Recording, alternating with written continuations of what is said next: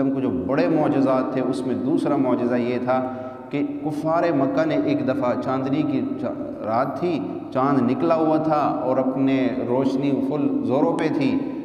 مکے کے بڑے بڑے سردار آئے جو انکار کرنے والے تھے، انہوں نے کہا ہم آپ کو تب نبی مانیں گے اور ہم سمجھیں گے کہ واقعی آپ اللہ کے نبی ہے اگر آپ اس چاند کو یہاں زمین پہ بیٹھے بیٹھے اس کو اشارہ کریں اور یہ دو ٹکڑے ہو جائے تو ہم مان جائیں گے کہ آپ واقعی اللہ کے نبی ہیں۔ تو اللہ کے نبی نے کہا دیکھو یہ بھی میں اللہ سے کہہ دوں گا، اللہ کر دے گا، لیکن بات تمہاری مانوں گا، ہم مان جائیں گے۔ اللہ کے نبی نے وہاں زمین پہ بیٹھے یوں اشارہ کیا، چاند دو ٹکڑے ہو گیا، ایک مشرق کی طرف چلا گیا اور ایک مغرب کی طرف چلا گیا، لیکن اس کے باوجود بھی وہ نہ مانے۔ انہوں نے کہا نہیں یہ تو جادو کے زور پہ اس نے کیا، نعوذ باللہ۔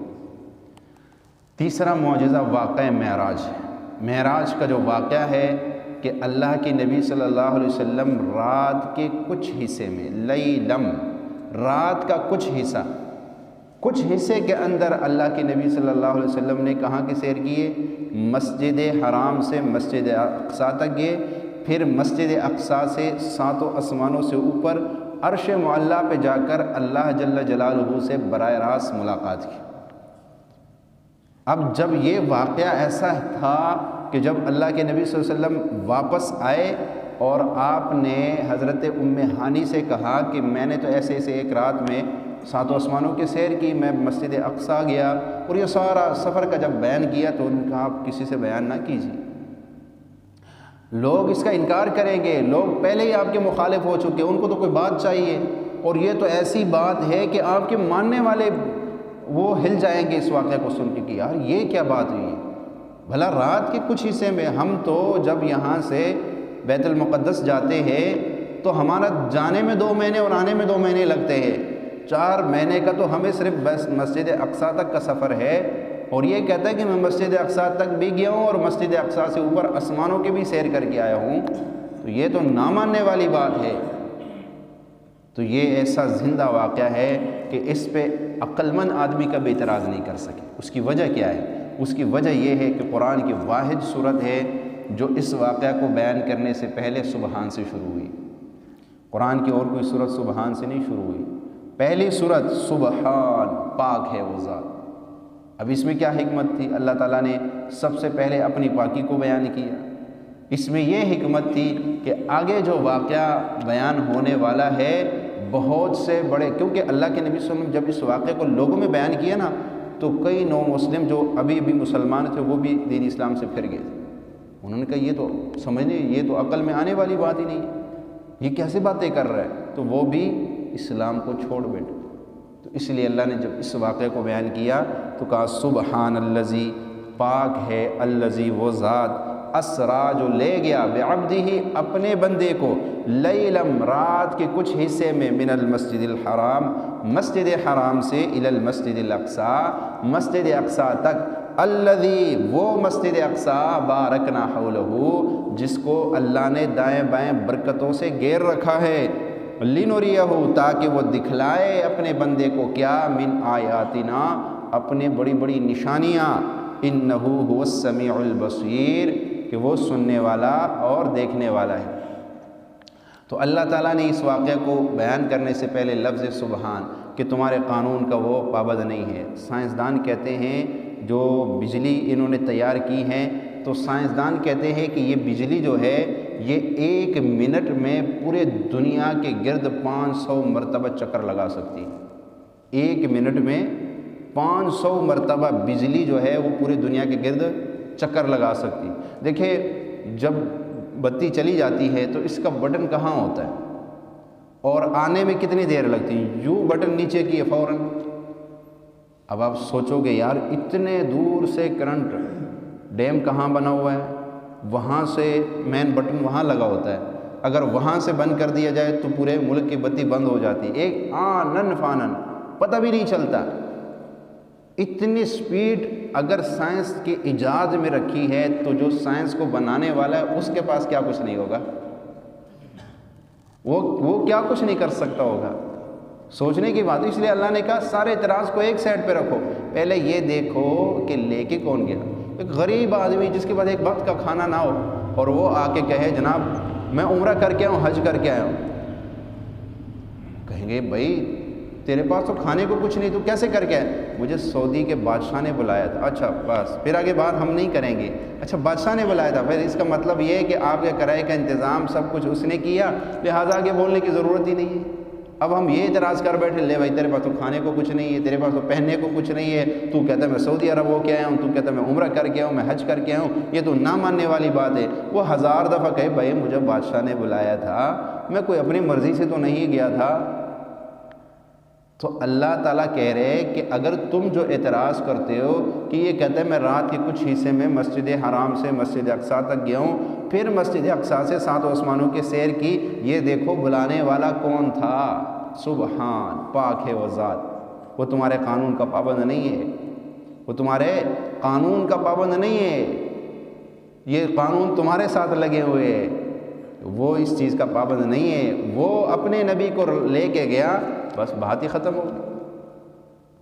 تو اللہ کے نبی صلی اللہ تعالی وسلم کو جو یہ معراج شریف، یہ نبوت کے 10ویں سال یعنی 10 سال بعد جا کے اللہ تعالیٰ نے اپنی نبی کو معراج کروایا۔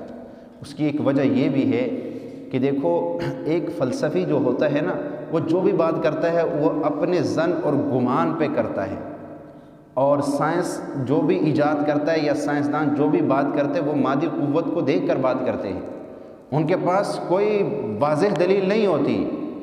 آپ دیکھیں نا سائنسدانوں کی آئے دن جو ہے وہ ان کی جو ہے معلومات بدلتی رہتی ہے، آئے دن ان کی تحقیق آج کچھ اور تحقیق ہے، کل کو وہ نہیں ہوگی، کچھ اور ہو جائے گی۔ کیوں؟ ان کو حقیقت نہیں پتہ ہوتا، لیکن وہ سامنے مادی چیزوں کو دیکھ کے وہ بتا دیتے ہاں یہ ایسے ہوگا۔ اور اللہ نے نبیوں سے وہ کام لینا تھا کہ نبیوں نے امت کو بتلانا تھا جنت ہے، جہنم ہے، آخرت ہے۔ اللہ نے یہ واضح طور پہ اپنے نبی کو دکھلا دیا کہ جو کچھ تم لوگوں کو دعوت دو گے تم ذرا ایک دفعہ آ کے اپنے آنکھوں سے دیکھ لو۔ اس لیے اللہ کے نبی صلی اللہ علیہ وسلم جب معراج پہ تشریف لے گئے، اب 7 آسمان ہے، ہم کہتے ہیں 7 آسمان ہے، لیکن کبھی ہم سے کوئی پوچھے پہ تو اوپر گیا، ہم کہیں گے نہیں بھائی، پہلا آسمان تو نے دیکھا نہیں، دوسرا دیکھا نہیں، تیسرا دیکھا نہیں۔ اچھا میں کہتا ہوں جنت ہے، مجھ سے کوئی پوچھے تو نے جنت دیکھا نہیں دیکھا، تو پھر آپ کیسے کہتے ہو کہ جنت ہے اور اتنے یقین سے کہہ رہے ہو لوگوں کو؟ اور کوئی کہے جہنم، ہم کہیں گے ہے، کوئی پوچھے دیکھا نہیں دیکھا، لیکن اللہ کے نبی صلی اللہ علیہ وسلم جب کہتے ہیں جنت ہے تو کہیں گے ہاں میں دیکھ کے آیا ہوں، میں نے دیکھا ہے۔ جہنم ہے اور جہنم میں یہ عذاب ہے، اللہ کے نبی فرماتے میں دیکھ کے آیا ہوں۔ معراج کی رات اللہ نے اپنے نبی کو لِنُرِيَهُ مِنْ آیَاتِنَا، یہ قرآن کی واضح آیات بتلا رہی ہے کہ اللہ کہتا ہے میں اپنے محبوب کو اس لیے بلایا تھا تاکہ میں اس کو دکھاؤں بڑی بڑی نشانیاں۔ تو اللہ کے نبی صلی اللہ علیہ وسلم تو اس مقام سے بھی آگے چلے گئے تھے جس مقام پہ جبریل نے کہا یا رسول اللہ اس سے آگے ہم جائیں گے تو ہمارے پر جل جائیں گے، آگے جانے میں ہمارے اندر اتنی طاقت نہیں ہے کہ ہم آگے جا سکیں، آگے جانے میں فرشتوں کی بھی طاقت نہیں تھی، وہاں سے آگے جانے میں ایک مقام ایسا بھی آیا اور اللہ کے نبی صلی اللہ علیہ وسلم اس سے بھی آگے چلے گئے۔ فَكَانَ قَابَ قَوْسَيْنِ أَوْ أَدْنَىٰ فَأَوْحَىٰ إِلَىٰ عَبْدِهِ مَا أَوْحَىٰ۔ یہ جو آگے جانے والی جو صورت ہے نا، قرآن اس کو بیان کرتا ہے۔ فَكَانَ قَابَ قَوْسَيْنِ أَوْ أَدْنَىٰ، قوس کہتے ہیں نا 2 تیروں کو آپس میں یوں ملا دینا، عرب کے لوگ جب آپس میں جنگ کے بعد صلح کرتے تھے نا تو وہ 2 تیروں کو ملا دیتے، اس کو کہتے ہیں قوس۔ یوں تیر مل جاتے تھے آپس میں کہ اب ہمارے آئندہ لڑائی نہیں ہوگی، اب پکی دوستی ہو گئی۔ اور اللہ کہتے ہیں کہ میرے محبوب ایسے میرے قریب ہوا، فَكَانَ قَابَ قَوْسَيْنِ أَوْ أَدْنَىٰ، ایسے جیسے 2 تیر 2 کمان آپس میں قریب ہو جاتے ہیں، اللہ کے نبی اللہ کے ایسے قریب ہو گئے۔ فَأَوْحَىٰ إِلَىٰ عَبْدِهِ مَا أَوْحَىٰ، اس کے بعد اللہ کہتا ہے جو باتیں ہماری ہوئی وہ بس وہ راز کی باتیں تھیں، وہ نہیں بتائی گئی کہ اللہ کے نبی صلی اللہ علیہ وسلم کے ساتھ اس وقت کیا باتیں ہوئی۔ اللہ کے نبی فرماتے ہیں کہ میں ایک رات ام ہانی کے گھر، حضرت ام ہانی کا گھر اس وقت یہ حجر اسود کے بالکل قریب تھا، ابھی بھی حجر اسود کے سامنے جو ہے باب ام ہانی ایک دروازہ ہے، یہ اس وقت ان کا یہاں پہ، کیونکہ اس وقت مکہ کا شہر بہت چھوٹا تھا، یہ بیت اللہ کے قریب قریب لوگوں کے گھر ہوتے تھے، بالکل قریب میں۔ اب تو بڑے بڑے گھر، کیا اس وقت کا مکہ اب سارے مسجد حرام میں آ گیا، جو اس زمانے کا مکہ تھا اب تو وہ سارا بیت اللہ شریف میں آ گیا۔ اب ایک طرف آپ چلے جائے تو ابو جہل کے گھر پہ جو ہے واش روم بنائے ہوئے ہیں انہوں نے، تو ابو جہل کا گھر اتنا قریب تھا، دائیں بائیں کتنی جگہوں کو انہوں نے بیت اللہ کے ساتھ ملا دیا۔ تو ام ہانی کے گھر آپ آرام فرما رہے تھے، تو رات کے وقت اللہ کے نبی فرماتے ہیں 3 فرشتے آئے، حضرت جبریل امین آئے، ان کے ساتھ حضرت میکائیل علیہ السلام بھی تھے، اور انہوں نے آ کے اللہ کے نبی صلی اللہ تعالی وسلم کو جگایا۔ اچھا، آنے کا انداز یہ تھا، علماء فرماتے دروازے سے نہیں داخل ہو رہے، چھت کو پھاڑ کے اس سے آئے ہیں۔ کیوں؟ آگے جو واقعہ پیش آنے والا تھا وہ بڑا نرالا تھا، اس لیے اس کی ابتدا بھی ایسی کی کہ وہ نرالے انداز سے کی، کہ آنے کی ترتیب دروازے سے ہوتی ہے، لیکن واقعہ اتنا نرالا تھا کہ اس کا انداز کیا رکھا، چھت کو جو ہے پھاڑ کے، اور فرشتے اندر داخل ہوئے، اور اللہ کے نبی صلی اللہ تعالی وسلم کو جگایا نہیں، اپنے پروں کو برکت کے لیے املتے رہے اللہ کے نبی صلی اللہ علیہ وسلم۔ اور اللہ کے نبی صلی اللہ علیہ وسلم نے آنکھ کھولی تو انہوں نے کہا یا رسول اللہ، اللہ آپ کی ملاقات کے مشتاق ہے۔ اور یہ وقت ایسا تھا کہ اللہ کے نبی صلی اللہ علیہ وسلم کا سینہ تنگ ہو چکا تھا، انتہائی مایوسی کے عالم تھا، کیونکہ کفار مکہ کو دعوتیں دے دے کے کوئی ماننے کے لیے تیار نہیں تھا، بلکہ اللہ کے نبی صلی اللہ علیہ وسلم ان کو بات کرتے تھے دین کے، وہ مذاق اڑایا کرتے تھے۔ اگر مثال کے طور پہ میں یہاں بیٹھ کے بات کروں اور آپ مذاق اڑانا شروع کر دیں تو دل پہ کیا گزرتی، یار میں ان کے بھلے کے لیے بات کر رہا ہوں، کوئی اچھی بات ان کے پلے پڑ جائے گی، ان کا بھلا ہو جائے گا، مجھے کون سے آپ نے یہاں اٹھ کے کہنا کہ مولوی سے بڑی اچھی باتیں کی، یہ آپ کی جو ہے نا یہ تنخواہ ہو گئی۔ اللہ کے لیے آپ کو کوئی اچھی بات آپ کو لگ گئی، آپ کی زندگی بدل جائے گی، ہمارے لیے صدقہ جاریہ ہو جائے گی۔ کوئی نیک کوئی اچھی بات آپ سن لیں گے، کریں گے، مجھے بڑی خوشی ہوتی۔ کئی لوگ آ کے مجھے کہتے ہیں آپ کے جمعے کے بیان میں آپ نے فلاں وظیفہ بتایا، میں نے کیا، میرا یہ مسئلہ حل ہو گیا۔ مجھے بڑی خوشی ہوتی کہ چلو یار کوئی تو اللہ کے نام پہ لگ گیا، کوئی ہمارے جانے کے بعد۔ یہ جو میرا چینل ہے یوٹیوب پہ، تو مجھ سے اکثر لوگ پوچھتے تھے آپ کا چینل کامیاب ہو گیا؟ میں نے کہا پہلے دن سے ہی کامیاب ہے۔ کامیابی کا یہ مطلب کہ ڈالر آ رہے ہیں تو یہ تو کوئی کامیابی نہیں ہے۔ کامیابی یہ ہے کہ اس میں اب کتنے آج لوگ، اللہ معاف فرمائے، چند پیسوں کے خاطر اپنی آخرت کو کتنا برباد کر رہے ہیں، خود بھی گناہ گار، دوسروں کو بھی گناہ ملے گا۔ ٹک ٹاک پہ وہ بنا لیا، اور پتہ نہیں یوٹیوب پہ بنا لیا، کیا کچھ وہ لوگ بنا رہے، کبھی فیس بک پہ ایسے غلیظ ترین ویڈیو بنا کے اپلوڈ کر دیتے ہیں کہ چند ڈالر کے خاطر، لیکن ان کو یہ پتہ نہیں ہے کہ ہمارے مرنے کے بعد جب ان چیزوں کو لوگ دیکھیں گے، ان چیزوں کو، تو ہمارے قبر میں کتنی ٹھکائی ہوگی، یہ بھی یاد رکھیں۔ جو کوئی غلط کام کی ابتدا کر کے جائے گا، مرنے کے بعد بھی اس کو گناہ ملتا رہے گا۔ جو کوئی نیکی کی بنیاد ڈال کے جائے گا، مرنے کے بعد بھی اس کا ثواب اس کو ملتا رہے، اس کا ثواب اس کو ملتا رہے۔ کسی نے مسجد بنا دی، کسی نے مدرسہ بنا دیا، کسی نے پانی کا نظام کر دیا، کسی نے درخت لگا دیا، اس درخت کے سائے میں کوئی آ کے بیٹھے گا تو اس کا اجر بھی اس کے کھاتے میں ڈالا جائے۔ تو اب یہ جناب، یہ جو آج کل یوٹیوب، فیس بک اور ٹک ٹاک پہ لوگ یہ ویڈیو بنا رہے ہیں اور بنا کے اپلوڈ کرتے ہیں کہ جی ہمارے ڈالر آ گئے، ہمارے ویوز بڑھ گئے، ان کو یہ پتہ نہیں ہے کہ یار اس میں ہم کتنی بے حیائی ان لوگوں کو دے رہے ہیں، اس بے حیائی کا ہمیں کتنا جو ہے سزا ملے گی۔ ہمارے جانے کے بعد ہمارا یوٹیوب کوئی کھولے گا، کوئی بیان سنے گا، کوئی وظیفہ کرے گا، تو ہماری قبر ٹھنڈی ہوگی کہ نہیں ہوگی؟ اچھی باتیں ہیں ساری، جو جمعے کا میرا بیان ہوتا ہے وہ سارا اس پہ اپلوڈ ہوتا ہے، اس کے علاوہ بھی مختلف اعمال وغیرہ بتاتا رہتا ہوں، چلو کسی کا بھلا ہو جائے۔ تو اللہ کے نبی صلی اللہ علیہ وسلم کے اوپر جو زمانہ تھا نا، وہ بڑے سختی کا زمانہ تھا، کہ ایک تو حضرت خدیجہ رضی اللہ تعالیٰ عنہ، وہ بھی دنیا سے وفات پا گئی۔ آپ کے غمخوار، آپ کے دادا، آپ کے چچا ابو طالب، جو بڑے ہی آپ کے ساتھ دینے والے تھے، ان کے ہوتے ہوئے کسی کافر کی ضرورت نہیں ہوتی آپ پہ انگلی اٹھانے کی۔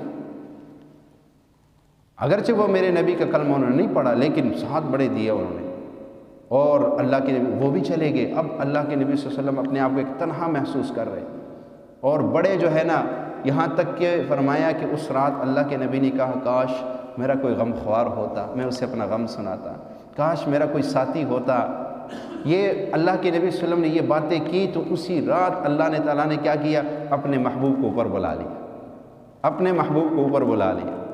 تو اللہ کے نبی فرماتے ہیں کہ جبریل امین فرشتے نے مجھے وہاں سے اٹھایا، اور حتیم بیت اللہ کے ساتھ ایک جگہ ہے جو علماء کہتے ہیں یہ اس کے اندر جو چلا گیا گویا وہ بیت اللہ کے اندر چلا گیا۔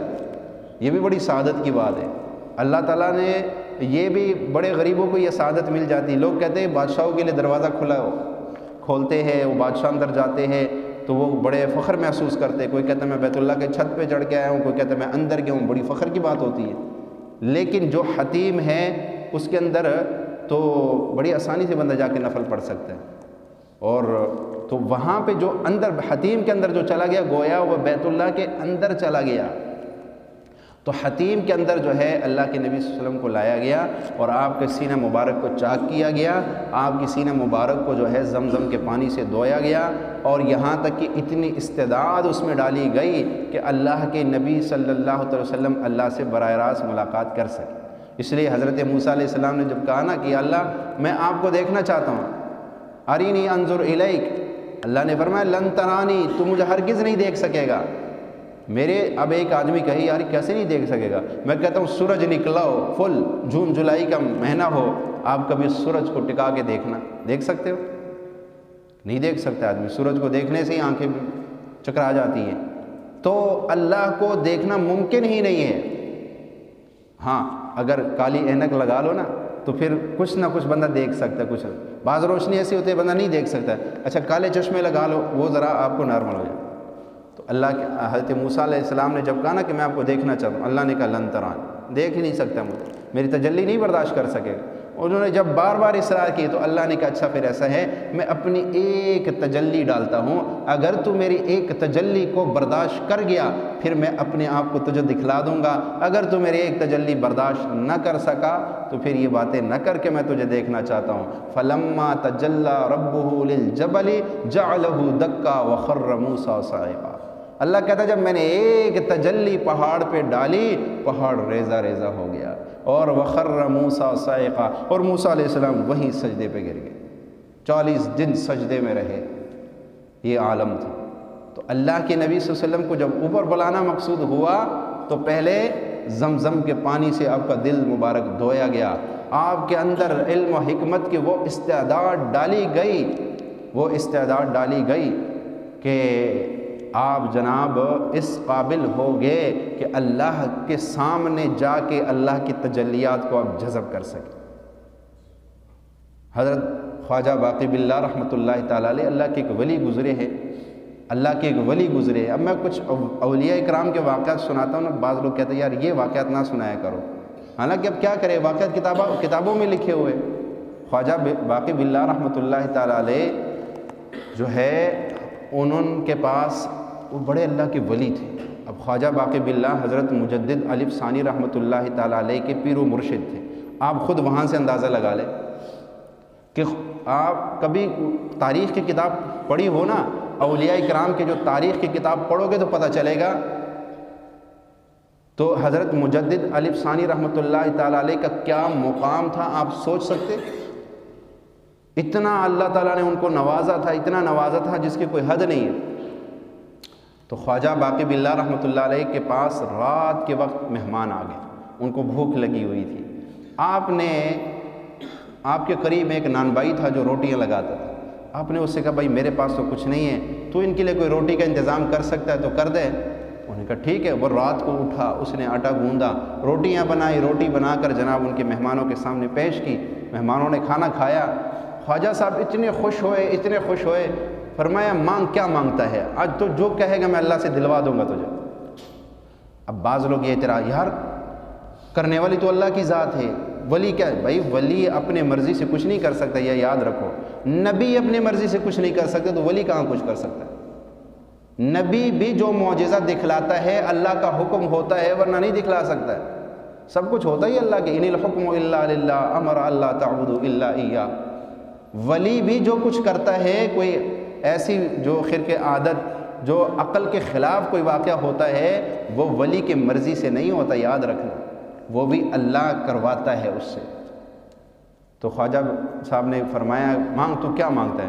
اس نے کہا حضور آپ جیسا بننا چاہتا ہوں، جس مقام پہ آپ ہو اس مقام پہ جانا چاہتا ہوں۔ انہوں نے کہا یار یہ برداشت نہیں کر سکے گا، کیونکہ جو انوارات اور تجلیات ہمارے دل پہ اتر رہی ہے اس کے لیے ہم نے بڑے رگڑے کھائے، اس دل کو اس قابل بنایا ہے، تیرا تو ابھی جو ہے ایسا دل ہے کہ اگر تو ایک دم اس انوارات اور تجلیات میں آئے گا تو برداشت نہیں کر سکے گا۔ انہوں نے کہا نہیں حضور، اگر آپ نے مجھے کچھ دینا ہے تو پھر یہی چاہتا ہوں، نہیں دینا ہے تو پھر آپ کی مرضی۔ انہوں نے کہا اچھا ٹھیک ہے۔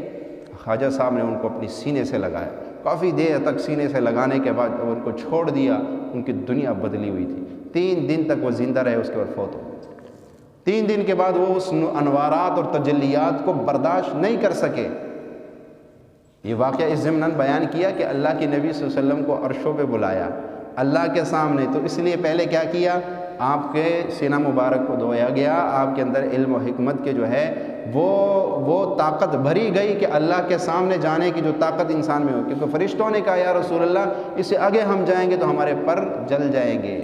اللہ کے نبی صلی اللہ علیہ وسلم کو وہاں سے ایک سواری لائی گئی، اس پہ آپ کو بٹھایا گیا، اس کا نام تھا براق۔ براق برق سے ہے، یکاد البرق، قرآن کے اندر آتا ہے یکاد البرق یخطف ابصارہم کلما اضاء لہم مشوا فیہ، کہ بجلی جو چمکتی ہے نا، اس چمک کو کیا کہتے ہیں، برق۔ ایسی بجلی کے چمک پہ وہ جاتا تھا، جہاں اس کی نگاہ پڑتی تھی وہاں اس کا قدم پڑتا تھا۔ یہاں تک کا سفر مسجد حرام سے مسجد اقصیٰ تک کا سفر آپ کو براق پہ کروایا گیا۔ اس میں علماء کا اختلاف ہے کہ آیا نبی علیہ الصلوۃ والسلام نے معراج شریف پہ جانے سے پہلے انبیاء کو امامت کروائی یا واپس آنے کے بعد امامت کروائی؟ تو ابن کثیر رحمۃ اللہ تعالیٰ نے لکھا ہے کہ جو امامت کا معاملہ ہے وہ بعد میں ہوا، پہلے نہیں ہوا۔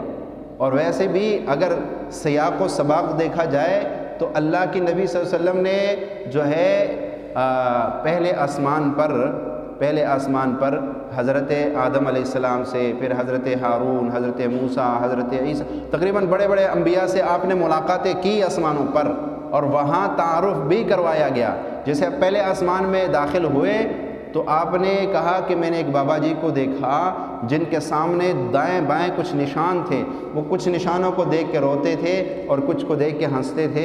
تو میں نے جبریل امین سے پوچھا یہ بابا جی کون ہے؟ تو انہوں نے کہا ان کو سلام کیجئے، یہ آپ کے والد حضرت آدم علیہ السلام ہے۔ تو فرمایا میں نے پوچھا یہ ایک طرف دیکھ کے ہنستے ہیں اور ایک طرف دیکھ کے روتے ہیں، اس کی کیا وجہ ہے؟ فرمایا ایک طرف ان کی اولاد کے وہ روحی ہے جنہوں نے جہنم میں جانا ہے، اور دوسری طرف ان کی اولاد کے وہ روحی ہے جنہوں نے جنت میں جانا ہے۔ تو باپ کی جو شفقت ہوتی ہے دل میں، اس شفقت کی وجہ سے جب یہ اپنی اولاد کے ان روحوں کو دیکھتے ہیں جنہوں نے جہنم، تو یہ رونا شروع کر دیتے، اور جب اس طرف دیکھتے ہیں جنہوں نے جنت میں جانا ہے تو یہ ہنسنا شروع کر دیتے۔ تو تقریباً تمام انبیاء سے، پہلے آسمان پہ حضرت آدم علیہ السلام سے، دوسرے پہ حضرت عیسیٰ علیہ السلام سے آپ کی ملاقات ہوئی، اور تیسرے پہ حضرت ہارون، چوتھے پہ حضرت موسیٰ علیہ السلام، اور تیسرے پہ حضرت یوسف علیہ السلام، چوتھے پہ حضرت ہارون، پانچویں پہ حضرت موسیٰ علیہ السلام سے آپ کی ملاقات ہوئی، اور چھٹے پہ حضرت ابراہیم علیہ السلام سے آپ کی، یعنی تمام انبیاء سے آپ کی ملاقاتیں کروائی گئی۔ پھر اس سے اوپر آپ چلے گئے، یہاں تک کہ ایک جگہ ایسی ہے جہاں پہ قرآن کہتے ہیں سدرۃ المنتہا، وہ انتہا ہے عالم آسمان کی، اس سے اوپر جو عالمات شروع ہوتے ہیں، فرشتے کہتے ہیں ہمیں بھی وہاں پہ آگے جانے کی اجازت نہیں۔ سدرہ کہتے ہیں بیری کے درخت کو، بیری کا درخت یہ بڑا مبارک درخت ہے۔ میں ایک اللہ والے سے میں نے سنا، بلکہ میرے شیخ نے فرمایا کہ بیری کا جو بھی درخت ہوگا اس پہ نیک جنات رہتے ہیں، نیک جنات ہمیشہ بیری کے درخت پہ رہتے ہیں۔ آپ نے دیکھا ہوگا اکثر جب کسی میت کو غسل دیتے ہیں تو پانی میں بیری کے پتے ڈالتے ہیں، اس کی بڑی برکت ہے۔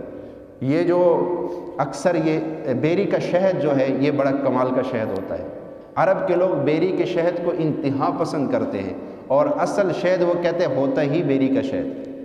بیری کا شہد جو ہے، کیونکہ بیری کا درخت ویسے ہی مبارک درخت ہے کہ اللہ نے بیری کے درخت کا ذکر قرآن میں کیا، سدرۃ المنتہا، سدرہ عربی میں بیری کو کہتے ہیں۔ تو یہ درخت وہاں پر لگا ہوا ہے اور اس پہ پھل بھی لگے ہوئے ہیں۔ تو اللہ کے نبی صلی اللہ علیہ وسلم نے وہاں سے آگے جا کر پھر اللہ سے ملاقات کی۔ جب اللہ کے سامنے آپ کا سامنا ہوا، اب یہ واقعہ اتنا لمبا ہے اور اس میں اتنے کچھ باتیں ہیں کہ یہ 20-25 منٹ میں تو بیان ہی نہیں ہو سکتا۔ بہرحال اللہ سے جو آپ کی ملاقات ہوئی، آپ نے جاتے جب کوئی انسان کسی بادشاہ کے آگے جائے نا تو کچھ سلام کر دے، السلام علیکم۔ اب اللہ تو خود سلامتی والا ہے، اس کے پاس تو سلامتی کے خزانے ہیں، وہ تو محتاج ہی نہیں ہے سلامتی کا۔ تو اللہ کے نبی نے جاتے کہا التحیات للہ والصلوات والطیبات، تمام مالی بدنی تمام عبادتیں یا اللہ آپ کے لیے ہے۔ جب یہ کہا تو اللہ نے جواب میں کہا، اب یہ ملاقات ہو رہی ہے اللہ کے سامنے، جاتے ہی کہا التحیات للہ۔ اب ہم نماز میں بھی تو پڑھتے ہیں نا، لیکن وہ کہتے ہیں نا کہ ایک آدمی جب کاروبار کرتا ہے نا، کوئی 10 سال 20 سال بعد اس کو اتنا تجربہ ہو جاتا ہے کاروبار میں کہ وہ یوں منٹوں میں آپ کو بتا سکتے ہیں یہ چیز کیسی یہ کیسی۔ لیکن واحد نماز ہے کہ 50 سال تک بھی پڑھتے ہوئے کوئی پتہ ہی نہیں چلتا کیا پڑھ رہا ہوں، کیا مطلب ہے کیا نہیں ہے۔ وہی بچپن والی نماز 55 میں پڑھ رہے ہوتے ہیں۔ کبھی اس پہ بھی کوشش کیا کرو۔ تو التحیات للہ والصلوات والطیبات، اب ہم پڑھتے تو ہے لیکن اس کے ترجمے کا نہیں پتہ۔ نماز کا ترجمہ ہی سیکھ لو یار، 50 سال میں ہم نماز کا ترجمہ نہ سیکھ سکے تو پھر کیا سیکھیں گے؟ جو سیکھنے کی چیز تھی وہ تو سیکھا ہی نہیں ہے، جو سیکھنے کی چیز نہیں تھی اس کی ڈگریاں لے کے بیٹھے ہوئے۔ جس کے بارے میں اللہ نے پوچھنا ہے وہ تو سیکھتے ہی نہیں ہے۔ اور 20 سال بعد کوئی اتنا تجربہ تو ہونا چاہیے، کوئی پوچھے یار التحیات کا کیا ترجمہ ہے تو ہم بتا تو سکے بھائی یہ ترجمہ بنتا ہے۔ تو جب اللہ کے نبی نے یہ کہا نا، اللہ نے جواب میں کہا السلام علیک ایھا النبی ورحمۃ اللہ وبرکاتہ، سلام ہو تم پہ اے نبی، رحمتیں ہو برکتیں ہو۔